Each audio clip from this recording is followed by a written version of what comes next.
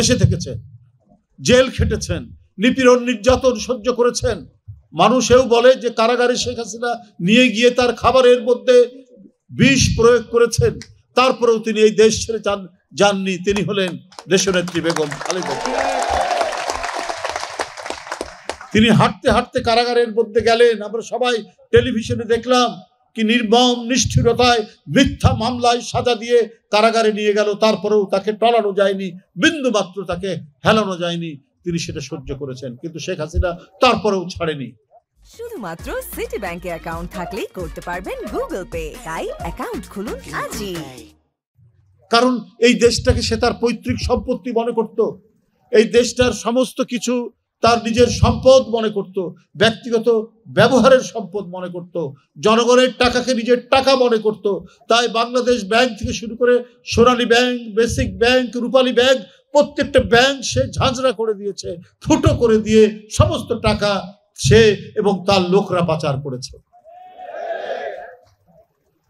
এবং সেই নিরাপদে হরিলুট করার জন্য, জনগণের টাকা আত্মসাৎ করার জন্যই সে মনে করেছে তার পথের কাঁটা বোধহয় বেগম খালেদা জিয়া।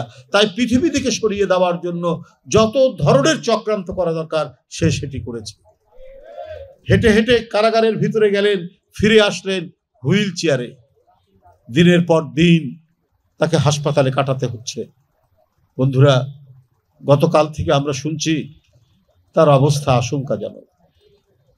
আপনারা প্রত্যেকেই আল্লাহর কাছে দোয়া করবেন, আমাদের এই নেত্রী, তিনি আমাদের গণতন্ত্রের নিরাপত্তা, আমাদের স্বাধীনতার নিরাপত্তা, আমাদের সার্বভৌমত্বের নিরাপত্তা, জনগণের সকল অধিকারের নিরাপত্তা। যে নেত্রী এই দেশকে ছেড়ে কোনোদিন যাননি, নিজের জনগণকে ছেড়ে, মঈনুদ্দিন ফখরুদ্দিনের হুমকি, হাসিনার ষড়যন্ত্র, তারপরেও নিজের দেশের মাটি কামড়ে তিনি এখানে থেকেছেন। আল্লাহ যেন তাকে সুস্থ করেন, এই দোয়া আপনারা করবেন।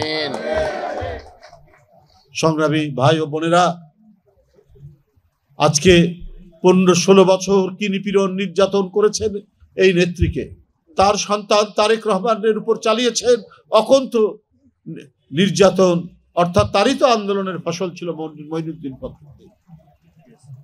আমি আগেই বলেছি, কারণ যে দেশটাকে সে নিজের হাতের মুঠোয় রেখে সব লুট করবে, সে, তার দলের লোকরা, তার ঘনিষ্ঠজনরা, তার আত্মীয় স্বজনরা। নিজের জমি যদি থাকে ঢাকা শহরে, বাড়ি যদি থাকে, সে রাজুকের আর কোনো প্লট পেতে পারে না। কিন্তু শেখ হাসিনা কোনো আইন কানুন নিয়মের তোয়াক্কা করেনি। তার সুধা সদন তার বাড়ি, তারপরেও সে তার ছেলের নামে, তার মেয়ের নামে, তার ভাগনার নামে, তার ভাগ্নির নামে, আত্মীয় স্বজনের নামে 60 কাঠা জায়গা নিয়েছেন পূর্বাচলে। ঢাকার একটি নতুন শহর গড়ে উঠছে পূর্বাচলে।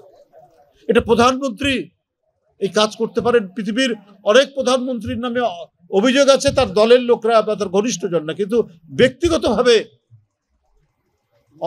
মানে অভিযোগ পাওয়া যায় না, খুব কম পাওয়া যায়। কিন্তু শেখ হাসিনা একদিকে বিরোধী দলকে হত্যা করছেন, নিরুদ্দেশ করে দিচ্ছেন, গুম করে দিচ্ছেন।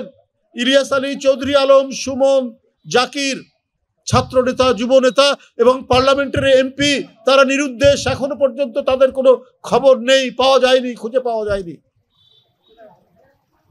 আরেকদিকে তিনি আজীবনের জন্য সম্রাট থাকবেন, সম্রাজ্ঞী থাকবেন। তাই আপনারা দেখতে পাচ্ছেন এই ফ্যাসিস্ট শেখ হাসিনা ব্যাংকের ভোল্ট থেকে 832 ভরি সোনা পাওয়া যায়। বলেন, তার ব্যাংকের 2টি ভোল্ট থেকে হাসিনার নামে 832 ভরি। আপনার বাবা কি জমিদার ছিলেন? আর বড় জমিদার হলেও 832 ভরি সোনা থাকার কথা না। সবাই, উনার বাবা কি ছিলেন, দাদা কি ছিলেন, গোপালগঞ্জে তাদের বাড়ি, সব মানুষ জানে। বাংলাদেশ তো আর বেশি বড় দেশ না, জনসংখ্যার দিক থেকে আমরা শক্তিশালী বড়, সবাই জানে। 832 ভরি সোনা। আবার অন্যান্য কিছু ভোল্টে আরো সোনা পাওয়া যাচ্ছে, সন্দেহ করা হচ্ছে যে এটাও শেখ হাসিনার হতে পারে।